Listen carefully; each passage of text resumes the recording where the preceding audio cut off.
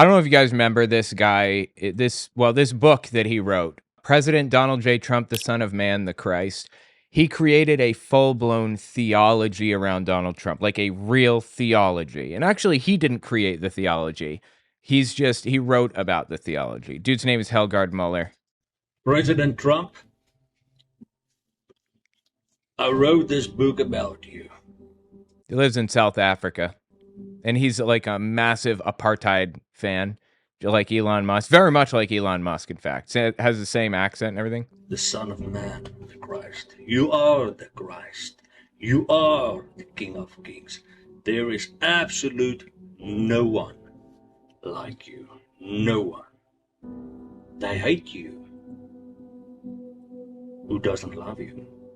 But we love you because we know you are the Christ. So I want to talk about this theology. I want to write about it. I haven't gotten around to it yet, but it's on my list of things to write about.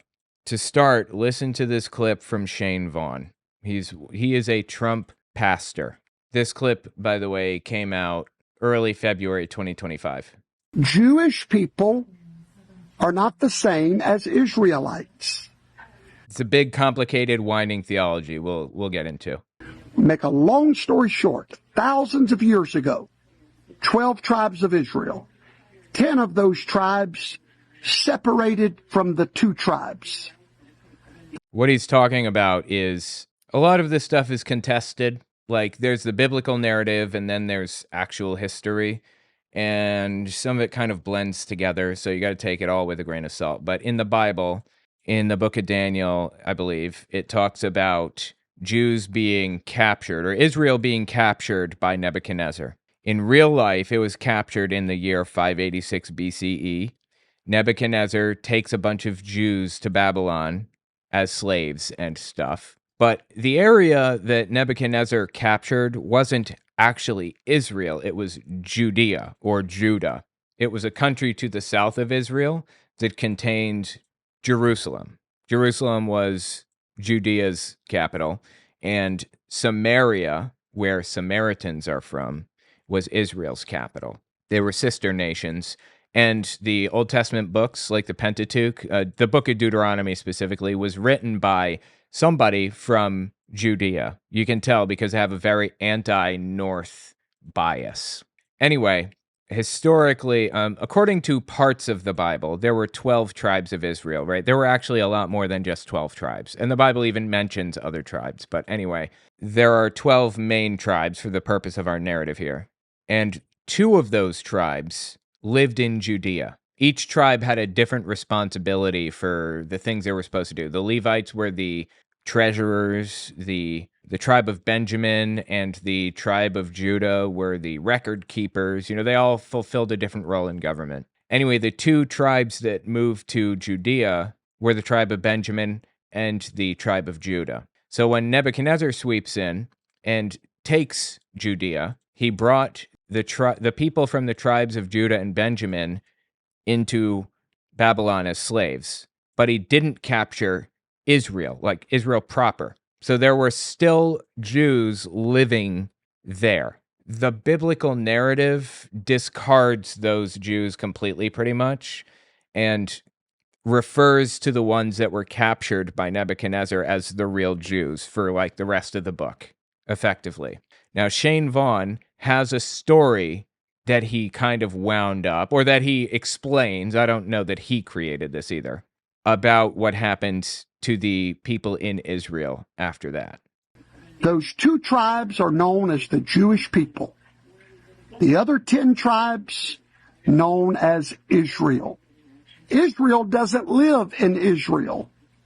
Jews lived in Israel. The tribes that remained in Israel, he believes, exited Israel. And the Jews that live there now are the tribes of Judah and Benjamin. I mean, this is all delusion now. Like, we have parted ways with reality and we've entered into fantasy land at this point. But this is the Trump theology. This is what they believe. No basis for any of it. So what happened to the tribes that lived in Israel, I hear you asking? Jews lived in Israel. Israel was scattered all over the world, primarily the United States of America, Great Britain, and the Commonwealth nations. So the tribes that lived in Israel after the tribes of Judah and Benjamin were captured by like the country of Babylon or whatever, by the Babylonians, the ones that lived in Israel, they scattered, they left Israel in his head, again, fantasy land, and moved to America and to Britain. That's what he's saying. They became the Anglo-Saxons. So Anglo-Saxons, white people in today's, vernacular or whatever, are Jews, are real Jews, not the pretend Jews that are in Israel now. That's what he's saying. Anglo-Saxons being Jews is a necessary component to Donald Trump being the Messiah. Keep listening. So who was it that lived at the Gaza Strip? Israel, not Jews. Israel. Now, who is the leader of Israel? Donald Trump. Because Donald Trump is an Anglo-Saxon in Shane Vaughn's mind. That means that he is an original Jewish person. So anytime, again, complete fantasy, anytime the Bible talks about Jews as God's people, they're talking about Donald Trump and like Europeans, white Europeans. And the Jews that are there now are just fakes. That's what he believes. It's actually a very complex, winding theology, but let me just like establish some things and then we'll break it down a little bit more. Listen to what he had to say here. I just want to make it clear he really does view Trump as the Messiah. Donald Trump carries the prophetic seal of the calling of God. He is Joseph. If you are anointed by Yahweh for a specific plan and purpose, you are a Messiah. Yeshua was the Messiah of mankind, but Donald Trump is the Messiah of America. He believes that Trump is the Messiah. Now, in this next video, he actually put this out forever ago. This is from early November 2021. He explains the Trump theology in pretty deep detail, and he explains that Donald Trump created a new covenant with God. If you remember, Israel was in covenant with God. They were God's unique special people. When Donald Trump took office in the United States, basically, it created a seal or whatever, where now America is officially in covenant with God the same way that Israel was previously, and we are now living in new Israel. Jesus will return here, is the claim, and it gets even deeper than that. And he wrote down, he wrote a course to New Israel, New Israel, New Israel. He's claiming that George Washington sailed on the Mayflower, to America and sang the tune, "We're coming to New Israel." And when they came off the ship, they didn't plant an American flag. They planted the Christian flag on the soil. They dedicated. George Washington knelt and prayed, dedicated America where the Twin Towers stood. That's where America came into covenant with Yahweh, with God, was where the Twin Towers stand. Wow. I don't all of this is Fantasyland thinking. Like it came from nowhere. It came from the ether. It's complete trash. That's something. That is where George Washington prayed, right? There's a chapel right outside the Twin Towers where George Washington, that picture of him praying by the horse, that's where it happened. You realize that painting was created in 1970, right? Not in 17 whatever? That's where he dedicated our nation in covenant to God. If you will make us a great nation, deliver us from tyranny, then we will serve you. And he gave the nation to God at that point. Every signer of the Declaration of Independence were descendants of the tribes of Israel. We can trace it. We know it. No, that's not true in any way. This is what I'm talking about. He believes that the people that lived in Israel, the 10 tribes, came over to America as Anglo-Saxons and formed a new covenant. Now, earlier I mentioned Israel needs to exist so that Jesus can return, right? Jesus is supposed to appear in Israel. He's about to kind of explain. He's going to break that down next. Give this a listen. And here's the thing you've got to understand about Israel. Most people think of Israel, when you say the word Israel, they think of Jews. I was a doctor of theology. No, he wasn't. I was the youngest ordained evangelist in America at 14 years old. No, that was Marjo Gortner at 4. Wow. I've lived for the Lord my whole life. No, he was an insurance salesman that got put in jail for 4 years for fraud because he took a bunch of insurance policies out using old people's social security numbers. When they died, he collected the life insurance on it, went to jail for years and years for that little racket he ran. So, no, didn't serve the Lord your whole life. You were not a doctor of theology, and you certainly weren't the world's youngest ordained minister. Just complete nonsense all the way down. And I was dumb as a box of rocks and didn't know it. That I believe. At 40 years old, because I thought that a Jew meant Israel and an Israel meant Jew. Until I started studying my Bible, and I found out that the first mention of the word Jew in the Bible is them fighting against Israel. Wow. But like, these people don't even understand what they're listening to. They're just like, wow, you hearing this? He's got this stupid eating grin on his face. Wow. God, it's so cringy. When you come to understand that Israel is not Jews and Jews is not Israel, when you get that, here's what happens. All of a sudden, and I'll do it real fast. They're running out of time. They've signaled that he needs to stop talking now, but he really wants to get it out so bad. And I'll do it real fast. At one time, they were one nation. Israel and Judea. King Solomon died. King Jeroboam, King Rehoboam, there was a split. Yeah. The Jews, the tribe of Judah, And Benjamin. stayed in Jerusalem. Yeah, Jerusalem. They stayed in Judea, is what he's saying, because Jerusalem is the capital of the country of Judea. Jerusalem. They kept the Sabbath. That's why they're still identifiable. They kept the Sabbath. That kept them identifiable for these thousands of years. They're actually the Pharisees, like modern day Jews. The thought movement of modern day Judaism is the great grandchild of the Pharisaical movement. However, there was 10 tribes that went to the north with King Rehoboam in rebellion. Those tribes crossed over the Caucasian mountains. They were captivated by the Germans. You catching this? He's saying that the real Jews moved to Germany and then to the Saxon province and the Anglo Isles, I think is what they're called. They're just a little area right in the north of Germany, basically, on the sea there. The English Channel or whatever. Is that what it is? Hang on. Let me just pull up a map. So, yeah, right here, Germany. Saxony and the Anglo Isles, I believe, are somewhere in this vicinity.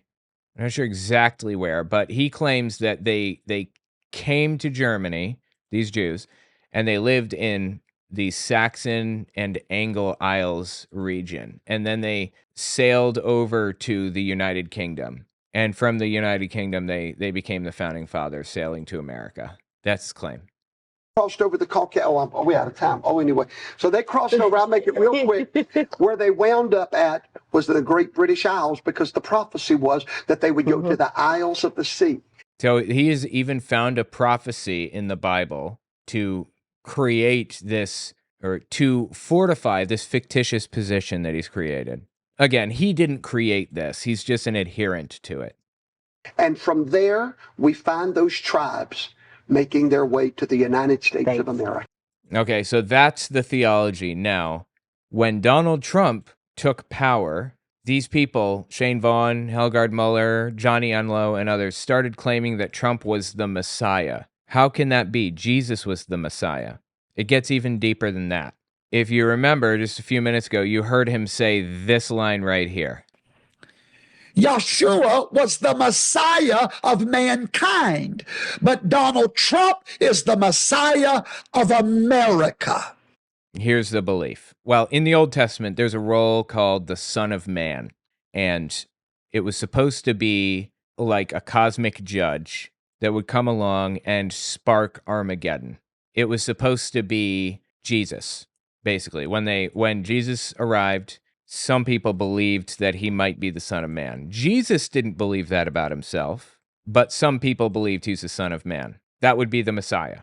But to be the Son of Man, he would have to have sparked Armageddon into being. And he didn't. He died first. And no one understood. Like, that doesn't make any sense. Why would he die? He has to be this cosmic judge and bring about God's kingdom on earth. So his followers came up with an explanation. He'll be back. Just wait and see. He'll return, at which point he will fulfill his role as the Son of Man. Up to this moment, he's the Son of God. When he returns, he'll be the Son of Man. So Shane Vaughn and others, part of this Trump religious movement, have concluded that Jesus was the Son of God, come to bring God's message to earth, and Trump is the Son of Man, fulfilling that role on Jesus' behalf, because Jesus died before he could do it. So they're both messiahs. But Donald Trump is the Messiah of America.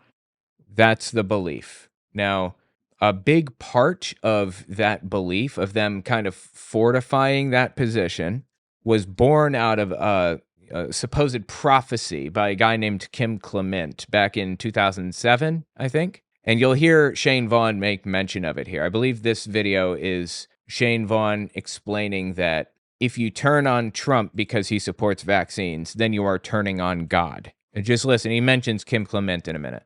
This video, by the way, is from early January 2022. Now, many people have told me that, they're losing faith in Donald Trump because of his stand on the vaccine. Let me correct you. You're not losing faith in Donald Trump, because it was not Donald Trump that put Donald Trump in that office. 4 years before Donald Trump was ever known about running for office, Yahweh, the God of heaven, spoke through the mouth of a prophet and said that a man named Donald would be put into the White House. This is what he's talking about, Kim Clement. No, he didn't, but we'll listen to it. And that man Donald would be the servant of Yahweh to restore America. And guess what else that God said? That this man would serve 2 terms. So if you're losing faith in Donald Trump, you're really losing faith in the God that put him in office. And that's a dangerous thing. Let me show you what Kim Clement, the prophet to whom he was referring, actually said. This is April 4th, 2007. Kim Clement says this. This that shall take place shall be the most unusual thing, a transfiguration, a going into the marketplace, if you wish, into the news media, where Time magazine will have no choice but to say what I want them to say. Newsweek, what I want to say. The View, what I want to say. Okay, this isn't really useful. Trump shall become a trumpet, says the Lord. Trump shall become a trumpet. Now, up to this point, Trump had been talking about running for president for, since the 80s or the 90s, I think. And he started ramping it up heavily, leading into every presidential election. 2007, he was talking about it nonstop. 2012, I don't think he talked about it as much, but he got heavily involved in politics in 2012 by claiming Obama wasn't American. He was, one of the original birthers, claimed he was a Kenyan who was a Muslim and all this other stupid shit, if you remember. He's trying to insert himself into politics. So the idea that Trump would be on the radar of this political nutcase, it's no surprise to anybody. But what does Trump shall become a trumpet even mean? That has no substantive meaning to it at all. Trump shall become a trumpet. I will raise up the Trump to become a trumpet, and Bill Gates to open up the gate of the financial realm for the church, says the Lord. And this is a really good example of the Texas sharpshooter fallacy. They're ignoring the misses and zeroing in on the hits. this bit about Bill Gates opening up the gate of a financial realm for the church, what does that even mean? That's not even close to accurate. Nothing even resembling this a little bit happened. Trump shall become a trumpet, I suppose, happened in the sense that Trump is an obnoxious, loud fool. So yeah, you got that right. Wow. You guessed that he's going to be an obnoxious, loud fool. Congratulations. But part 2 of this makes no sense at all. And part 1 about him becoming a trumpet, it does not indicate that he's going to be president. It doesn't even imply it. This is the prophecy that Trump theologists lean on to back up their religious beliefs.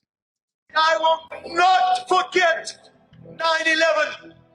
I will not forget what took place that day. And I will not forget the gatekeeper that watched over New York. People claim that that's supposed to be Donald Trump, but that's not what Trump was doing. I'll show you what he was doing on 9/11 in a second. Keep listening. Watched over New York, who will once again stand and watch over this nation, says the Spirit of God.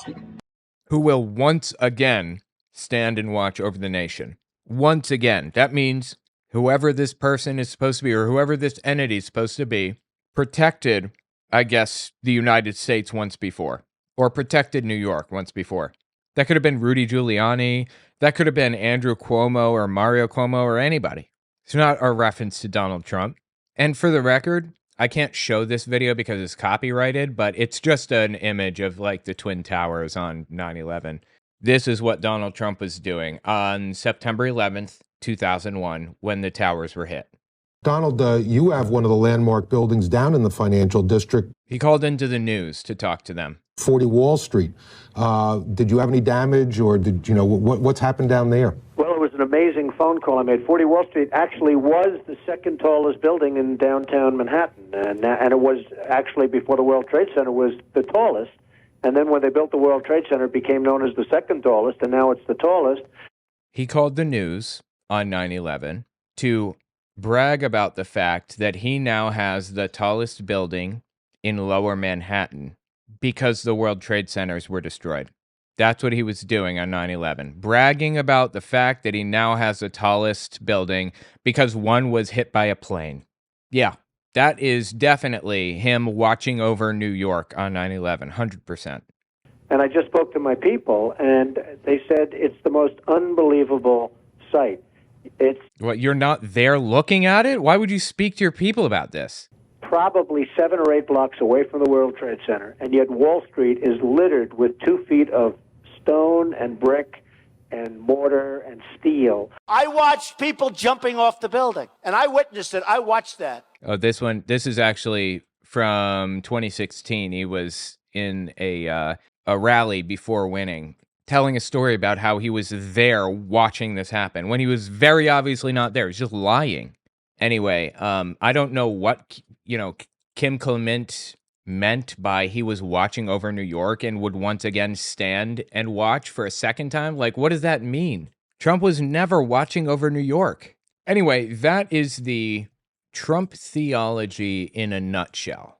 That's the theology in a nutshell. It's absurd and ridiculous, but these people have come up with an explanation to make Trump a literal messiah, and they believe that when he is in power, he is going to bring about Armageddon. There is a silver lining behind every mushroom cloud for these people, for these Trump theologists, because they believe that in the next 4 years, 2025 to 2029 or whatever, Trump will bring about Armageddon and then rebuild God's kingdom on earth on God's behalf. Absolute psychosis. But I figured it was worth going through it again to get a little bit of a refresher since we're dealing with Trump theologists all over again. Tell me what you think.